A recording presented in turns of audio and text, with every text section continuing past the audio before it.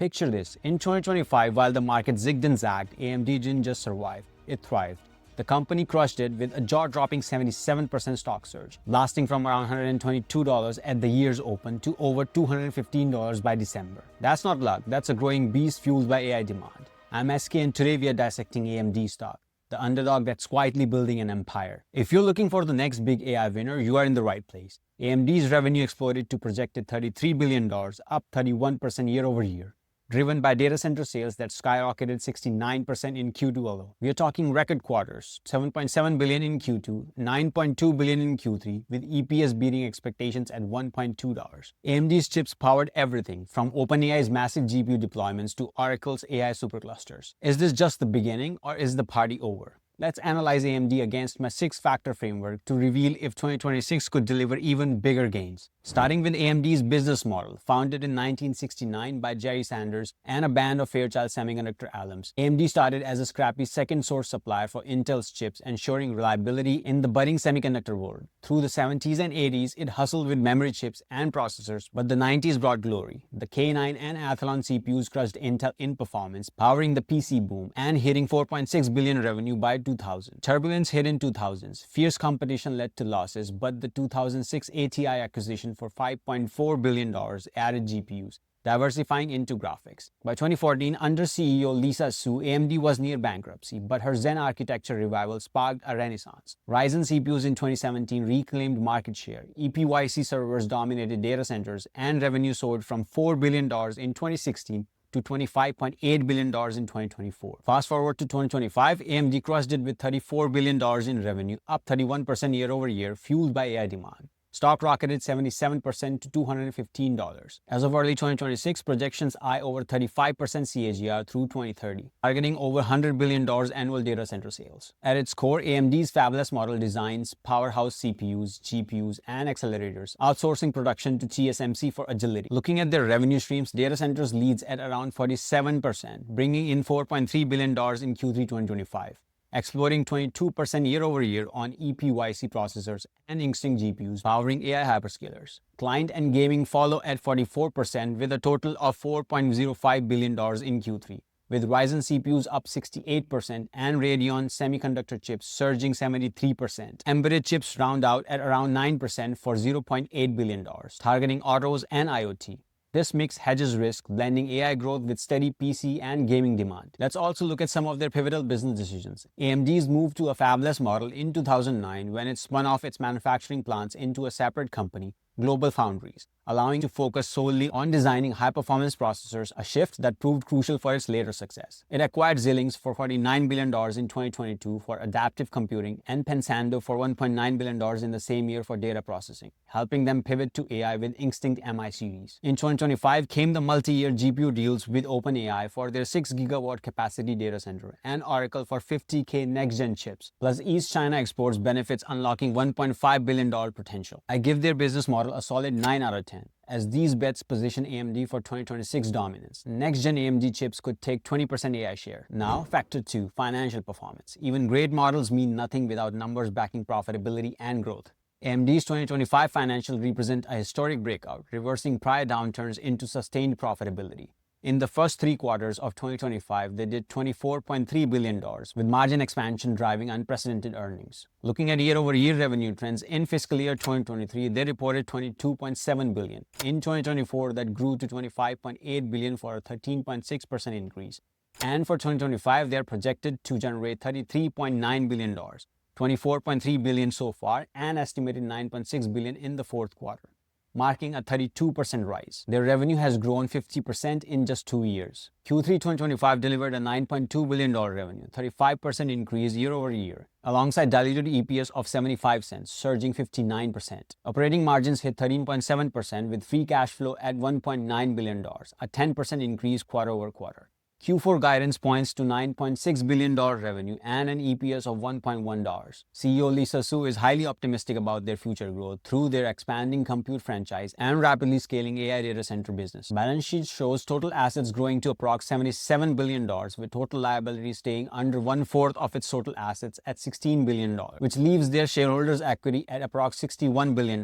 Their Q3 2025 current ratio is 2.31, showing strong short-term liquidity. The concerning thing is that it's currently trading at 57 times its EBITDA, which would have been insane in pre-AI era, but this somehow makes sense to majority of the investors in today's time. I give their financial health a 6.5 out of 10, as the company is currently trading at a premium future adjusted price. If you want to watch the full breakdown of their financial statements, then please click on the link somewhere at the top of the screen. Moving on to factor number 3. Competition is tough in semiconductor chips, especially AI. Nvidia owns 90% of the AI GPU market right now in early 2026. Thanks to their super software CUDA and fast new chips like Rubin shown at CES, they are the king with huge sales to big cloud companies. But AMD is pushing strong. Their share is around 8 to 10% and growing fast with cheaper, powerful options like the new MI455 and Helios racks unveiled at CES 2026. Deals with OpenAI and Oracle mean real customers switching for better prices and variety. Intel is strong in server CPUs, holding about 65 to 75% share, but AMD has grown to nearly 35% with powerful EPYC chips. Some predict AMD could match or pass Intel by late 2026 or 2027. There are other firms that are not direct competitors but are worth mentioning. Broadcom doesn't make general GPUs. They help big companies build custom AI chips called ASICs for specific tasks. They've got huge deals with OpenAI and Google and lead in this growing area. Qualcomm is new to data center AI, launching AI 200 and AI 250 accelerators starting in 2026. Focusing on energy savings. They're starting small but have deals with Saudi AI firms. Nvidia leads, but AMD is the main direct rival, gaining ground, while Broadcom and Qualcomm attack from different angles. Intel is a direct competitor in server CPU space but lags in high-end AI GPUs. Now, let's look at how AMD stands against the PESTLE framework. Politically, US rules limit top AI chips to China, hurting some sales but protecting US lead. Recent deals allow some exports like MI308 with fees, which is better than no sales at all. Economically, AI boom means huge spending on data centers, great for growth, but high costs and possible slowdowns because of supply shortages are risks. Socially, AI is changing jobs and daily life, creating demand for faster computing while raising concerns about energy use and ethics. AMD benefits from the push for powerful, efficient tech in everything from PCs to cloud services. Technologically, fast advances in chips due to growing AI compute demands favor leaders like AMD with TSMC partners. Legally, export regulations and emerging AI rules are key watches. No major antitrust hits on AMD right now. Broader tech scrutiny pushes for diverse suppliers, helping AMD as Nvidia alternative. Environmentally, data centers use ton of power. AMD's efficient chips help cut emissions. Sustainability focus from customers favors AMD's green design. All things considered, I'm rating them a 7.5 out of 10 on competition and external factors. Competition is fierce, but AMD could hit 15 to 20% AI share in 2026 if CES hype turns real. Growing business from AI demand outweighs some competition risks. Moving on to technical analysis. While this isn't the be-all and end-all for long-term investors, it's a fantastic tool for timing your entries and exits by looking at the price action and market signals.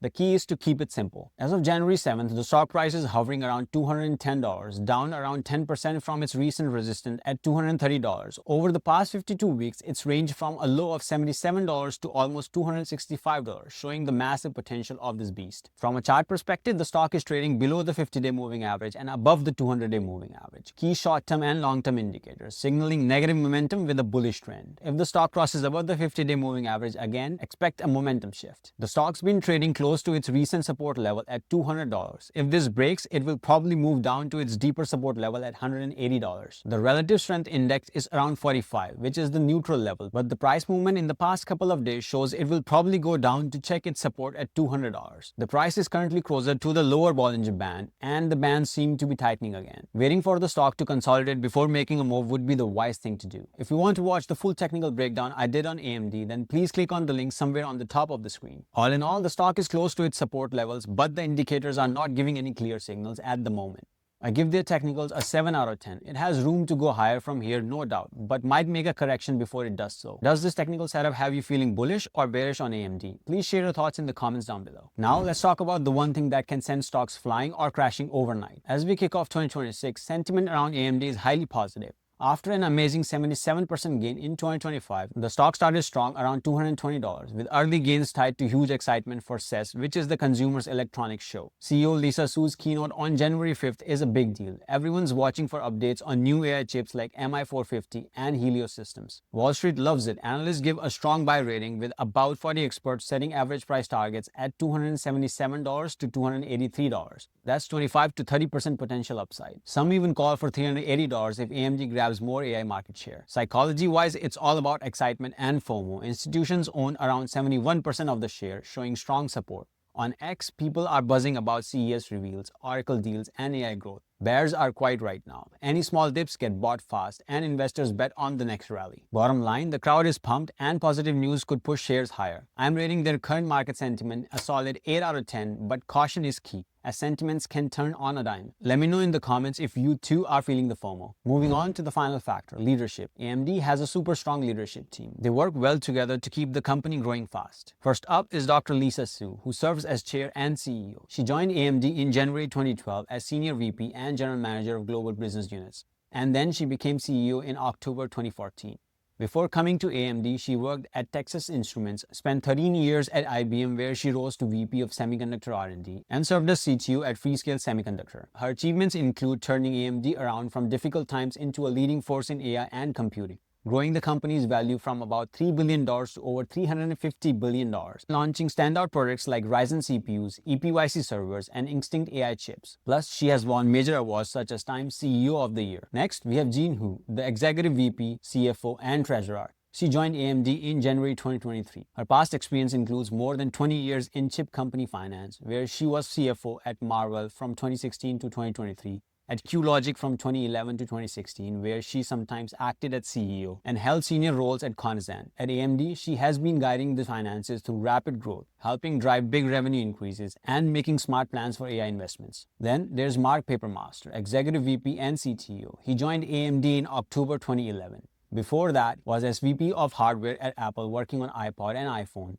and had a long career at IBM. Inside AMD, he has overhauled the engineering side, created the highly successful Zen CPU family, built strong GPUs, and developed advanced AI tech designs. This team has tons of experience and has driven AMD's success, like the 77% stock jump in 2025 and big AI pushes. Their leadership scores a solid 9 out of 10. They are industry leaders driving execution that's turned AI hype into record profits. All things considered, AMD has a secure future, and this has been proven with multi-year contracts with giants like OpenAI and Oracle. This is also just the beginning of the multi-trillion-dollar AI boom, and semiconductor chips is the core, so no doubt AMD will benefit from it. But glory will not come easy, as the competition is fierce, and they are underdogs at the moment. Their leadership is well experienced to push the company forward towards a bigger slice of the pie. The concerning thing is their overhyped market cap, which is around 57% their EBITDA.